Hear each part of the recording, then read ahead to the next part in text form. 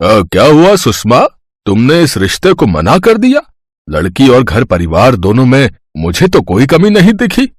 आपने सुना नहीं, लड़की स्विमिंग करती है, इसलिए मेरा सबसे पहला सवाल लड़की से यही होता है कि कहीं वो स्विमिंग तो नहीं करती। अरुण की माँ सुषमा को स्विमिंग से सख्त नफरत थी, पर क्यों थी इसका कारण आपको कहानी के अंत में पता चलेगा। कुछ दिनों बाद सुषमा और हरीश का बेटा अरुण ऑफिस के काम से मुंबई गया तो वहीं एक होटल में उसकी मुलाकात अंजलि से होती है। अंजलि एक बड़े लेवल की स्विमर थी। उसने तैराकी प्रतियोगिता में बहुत से मेडल और पुरस्कार जीते हुए थे। ये बात अरुण जानता था। दोनों के बीच बात प्यार तक पहुंच चुकी थी। अरुण और अंजलि दोनों एक दूसरे को पसंद करने लगे थे। अरुण, मुझे तुमसे ये जानना है कि आखिर तुम्हारी मम्मी को स्विमिंग से प्रॉब्लम क्या है? ये तो मैं भी नहीं जानता अंजलि। मैंने कई बार रीजन पूछा पर माँ ने हर बार टाल दिया। उन्होंने तो घर में सबको स्विमिंग के लिए मना किया हुआ है। अंजलि, अब कुछ ही दिनों में हमारी शादी हो जाएगी और वैसे भी तुम 6 महीने की छुट्टियों पर हो। मैं चाह रहा था कि कुछ टाइम के लिए हम ये बात माँ से छुपा लेते हैं कि तुम एक स्विमर हो। फिर कुछ टाइम बाद सही मौका देखकर हम माँ को तुम्हारे बारे में सब कुछ बता देंगे। अंजलि अरुण की बात मान लेती है। अंजलि अपने मम्मी पापा को भी सब समझा देती है।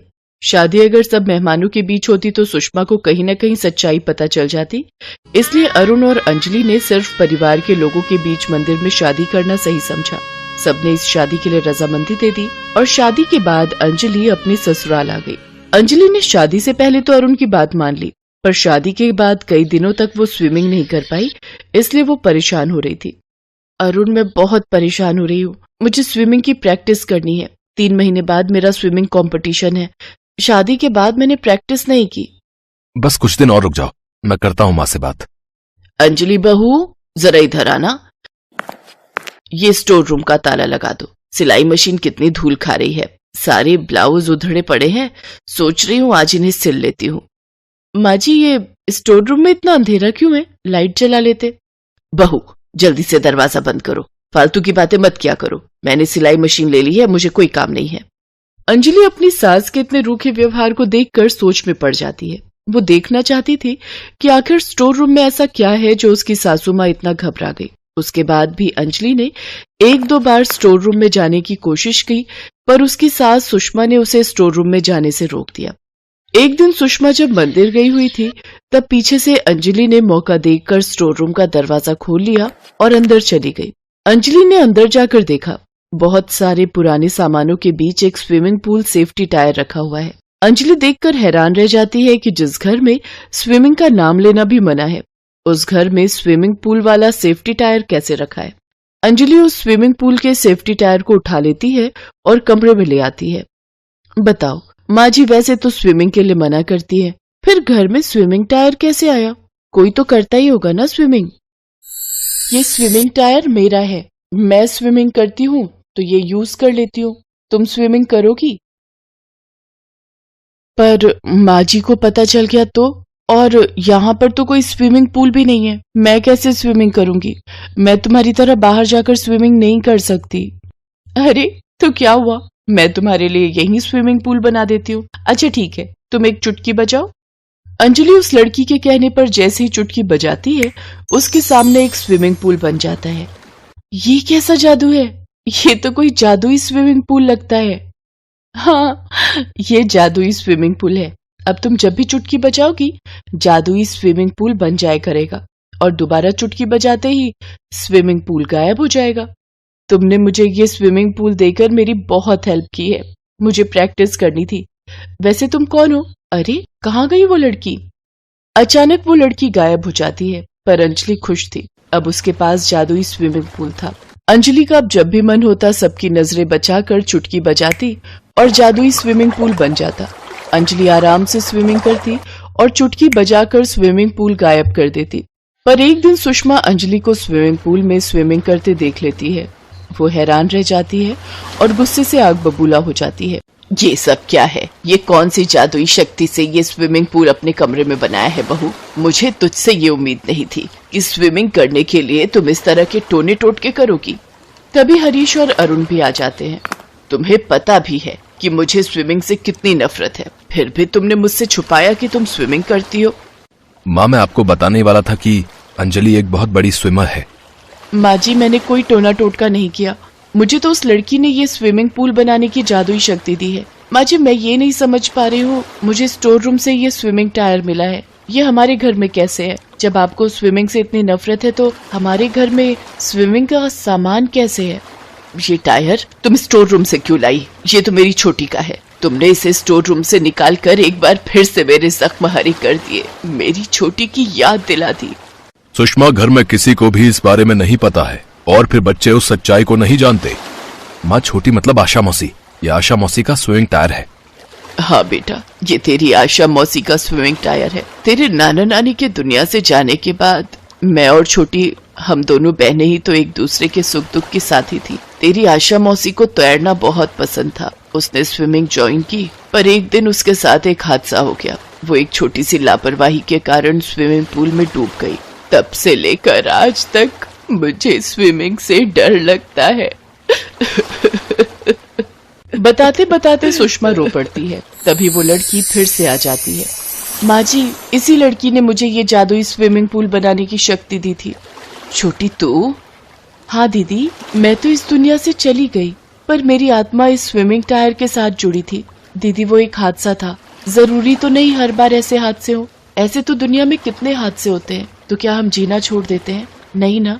और फिर आपको पता है, अंजलि बहुत बड़ी तैराक है, वो बहुत सावधानी से तैराकी करती है। मेरे जाने के बाद तुमने घर में सबको स्विमिंग के लिए मना कर दिया। ऐसा मत करो दीदी। और फिर मैं तो अंजलि में अपने आप को देखती हूँ। अगर अंजलि स्विमिंग करेगी तो मेरी आत्मा को खुशी होगी। मैंने जो सपना देखा था वो हमारे घर की बहू अंजलि पूरा करेगी। दीदी, अंजलि को स्विमिंग करने के लिए हाँ कह दो, उसका कंपटीशन होने वाला है। मैं चाहती हूँ वो इस प्रतियोगिता में जीते। अपनी बहन छोटी की बातें सुनकर सुषमा की आंखें भर आती हैं और वो अपनी बहू अंजलि को गले से लगा लेती है। छोटी की आत्मा वहाँ से गायब हो जाती है और फिर अंजलि को स्विमिंग करने की इजाजत मिल जाती है। अंजलि प्रतियोगिता जीत जाती है। सुषमा के मन का डर भी निकल जाता है। वो खुद सबके साथ बैठकर अपनी बहू को स्विमिंग करते हुए देखती है। सुषमा देखती है छोटी की आत्मा भी अंजलि को जीतता हुआ देख रही है। सुषमा अपनी बहन छोटी की आत्मा को देखकर मुस्कुरा देती है।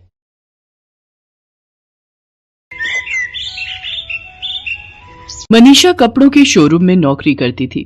पति विनोद भी ऑटो रिक्शा चलाता था, पर पिछले महीने ही एक एक्सीडेंट में उसके पैर की हड्डी में काफी बड़ा फ्रैक्चर हो गया, जिस कारण वो पूरी तरह से बेड रेस्ट पर था। मनीषा के ऊपर ही घर की सारी जिम्मेदारी आ गई थी। मनीषा रोजाना सुबह नौकरी पर जाने से पहले घर का सारा काम निपटाती, अपनी सास और विनोद का खाना बनाकर विनोद को दवाई देकर फिर घर से निकलती। इसी कारण कई बार मनीषा को शोरूम पहुंचने में देर हो जाती थी, जिस कारण उसके साथ में काम करने वाली एक और लड़की सुमन, जो उससे जलती थी, वो शोरूम के मालिक को भड़काती रहती थी। क्या बात है सुमन, मनीषा दिखाई नहीं दे रही? सर जी, वो तो रोजाना ही देर से आती है, जब देखो बहाने ढूंढती रहती है। कभी उसका ऑटो रिक्शा खराब हो जाता है, कभी कहती है मेरे पति की तबीयत बिगड़ गई, कभी कहती है ये हो गया वो हो गया, कुछ ना कुछ बहाने लगाती रहती है। वो देखिए आ गई है।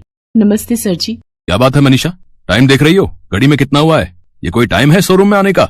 है 10 बजे का टाइम है और 10:15 हो रहे हैं। 15 मिनट देर से आई हो तुम। सर जी, मैं 10 बजे तक आ जाती हूँ, बस आज ही लेट हुआ है। सुमन तो कह रही है कि तुम रोजाना ही देर से आती हो। इसका मतलब क्या सुमन झूठ बोल रही है? आज तो मैंने अपनी आंखों से देखा है। अच्छा बहाना बना लेती हो कमियों से बचने का। तुम्हें पता है त्योहार सिर पर है, ग्राहक सुबह सुबह आने शुरू हो जाते हैं। सुमन अकेले कितना संभालेगी? जाओ जाकर काउंटर पर खड़ी हो, और दोपहर का लंच आज तुम्हें सिर्फ 15 मिनट का ही मिलेगा, आधे घंटे का नहीं। मनीषा चुपचाप काउंटर पर जाकर खड़ी हो जाती है और ग्राहकों को कपड़े दिखाने लगती है। सुमन मन ही मन हंस रही थी, क्योंकि मनीषा की डांट पड़ने पर वो बहुत खुश थी। मनीषा सुबह से भूखी थी, क्योंकि घर के कामों में उसे अपने लिए कुछ खाने का समय ही नहीं मिला। वो बेचारी पूरा दिन खड़े होकर काउंटर पर ग्राहकों को देखती रही, और सुमन बार बार बहाने से स्टोर रूम में जाती और कुछ न कुछ खा पीकर फोन पर लग जाती।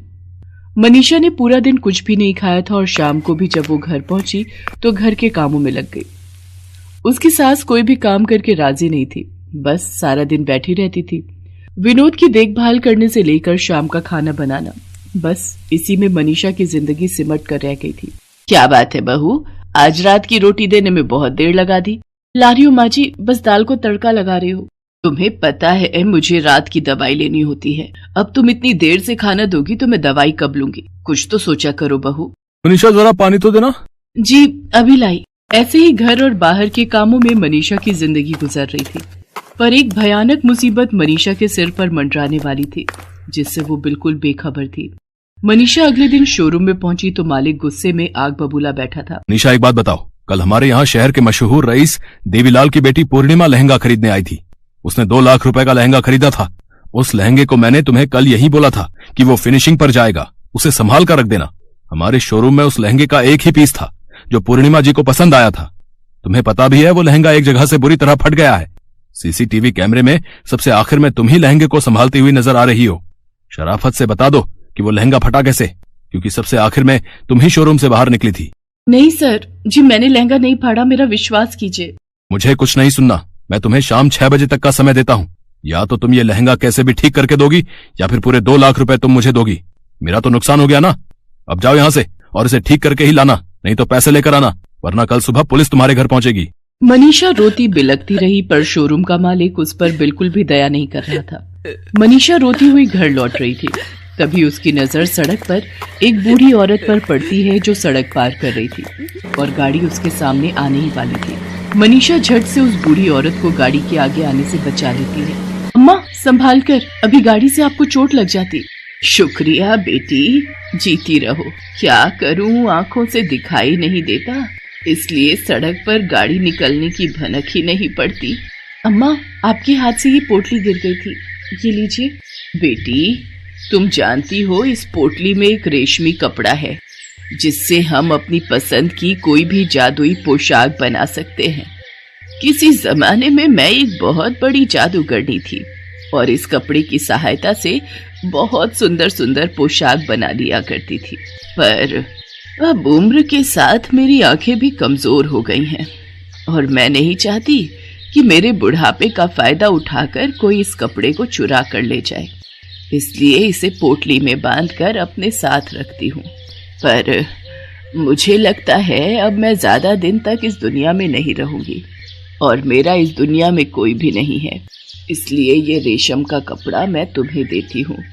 इसकी सहायता से तुम कोई भी पोशाक बनाकर बेच सकती हो और अपना खुद का व्यापार कर सकती हो। अम्मा आज तो आप सचमुच मेरे लिए भगवान का कोई रूप बनकर आई हो। आपने ये कपड़ा देकर मेरी बहुत बड़ी परेशानी को दूर कर दिया। आप मेरे ही साथ क्यों नहीं चलती हो? मैं आपको अपने पास रखना चाहती हूँ।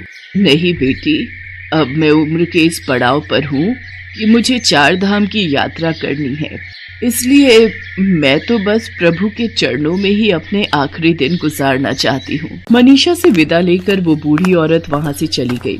मनीषा भी उस रेशमी कपड़े को लेकर घर आ गई। वो थोड़ी घबराई हुई थी। उसने चुपचाप अपने कमरे में उस कपड़े को बिछाया और बोली, ऐ जादुई रेशम के कपड़े, मैं जैसा लहंगा चाहती हूँ क्या वो मेरे सामने आ सकता है? देखते ही देखते मनीषा के सामने हूबहू वैसा ही लहंगा आ जाता है जैसा शोरूम से गायब हुआ था। मनीषा खुशी के मारे उछल पड़ती है। उसकी तो मानो सारी परेशानियां दूर हो गई थी। वो अच्छे से उस लहंगे को पैक करती है और शोरूम पर लेकर पहुंचती है। लहंगे को बिल्कुल ठीक हालत में देखकर शोरूम का मालिक हैरान रह जाता है। अब उसके आगे प्रश्न करने का कोई मतलब ही नहीं बनता था। सर जी, मैं आपके शोरूम की नौकरी छोड़ रही हूँ। जहाँ पर विश्वास न हो ऐसी जगह पर काम करने का कोई फायदा नहीं है, मुझे माफ कीजिएगा। मनीषा नौकरी छोड़कर घर आ जाती है। मनीषा ने रेशम के कपड़े की सहायता से सुंदर सुंदर जादुई लहंगे बनाकर शहर की बड़ी दुकानों पर बेचने शुरू कर दिए। लहंगे देखने में बहुत सुंदर थे, इसलिए वो ग्राहकों को बहुत पसंद आने लगे। अब तो शहर में ही क्या, आसपास के बड़े शहरों में भी मनीषा के लहंगे बिकने लगे। ये देखकर उसकी सास और पति बहुत खुश थे। मनीषा ने उन्हें उस रेशम के कपड़े के बारे में सच्चाई बता दी थी। जिस शोरूम पर मनीषा नौकरी करती थी, उसके मालिक को सच्चाई का पता चल गया था कि सुमन ही असली गुनहगार है। उसने ही लहंगा जानबूझकर फाड़ा था, इसलिए मालिक ने उसे नौकरी से निकाल दिया और मनीषा से माफी भी मांगी। मनीषा ने उसे माफ तो कर दिया, पर उसे अपने लहंगे नहीं बेचे, जिससे वो लज्जित होकर वापस चला गया। धीरे धीरे मनीषा ने विनोद का अच्छे अस्पताल में इलाज करवाया और वो भी ठीक हो गया। अब तो वो भी मनीषा के साथ लहंगों के व्यापार में हाथ बटाता था। बड़े बड़े फैशन शो में मनीषा के लहंगे जाने लगे। देखते ही देखते मनीषा लहंगों की बड़ी व्यापारी बन गई। आज उसने अपनी सास और पति विनोद को वो सारी खुशियां दे दी थी जिसके लिए वो हमेशा से ही तरस रहे थे। आखिर औरत लक्ष्मी का रूप होती है, ये मनीषा ने साबित कर दिया था।